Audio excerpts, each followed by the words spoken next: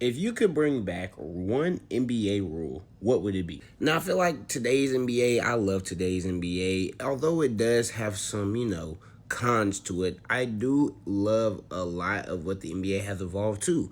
However, I'd be lying if I didn't say it was some things in the NBA that I really wish would just go away or would really just be brought back. And there are some old rules that I'm not going to lie.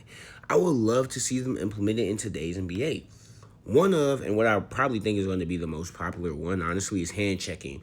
Even though like hand checking is like players still do it, it technically isn't a rule, and therefore I know we saw like when James Harden was out here doing his little like swing thing and everything, and really that's still done today. A lot of little swing through shots to be a foul is because players are hand checking and doing things of that sort.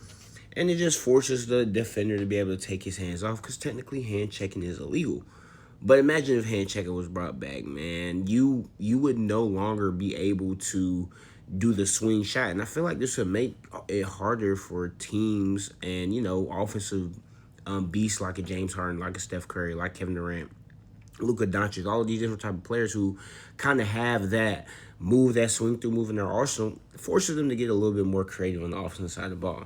But that's not the only one. Another thing that is also pretty popular is like the no more defensive 3 seconds or no more 5 seconds to the back to the basket, or the Charles Barkley rule.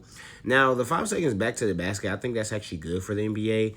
It's just it allows the offense to kind of stagnate and it can be less entertaining and it's gonna drop the views because nobody wants to see that. Now, the 3 second rule, I don't know if I would go back to it being no 3 second rule, but I would be very interested to see like how defenses would adjust because like you could just leave a guy like Wimby go bare in the paint forever at that point. But I don't know. These are the only rules that I could think of off the top of my head. Let me know what y'all think below.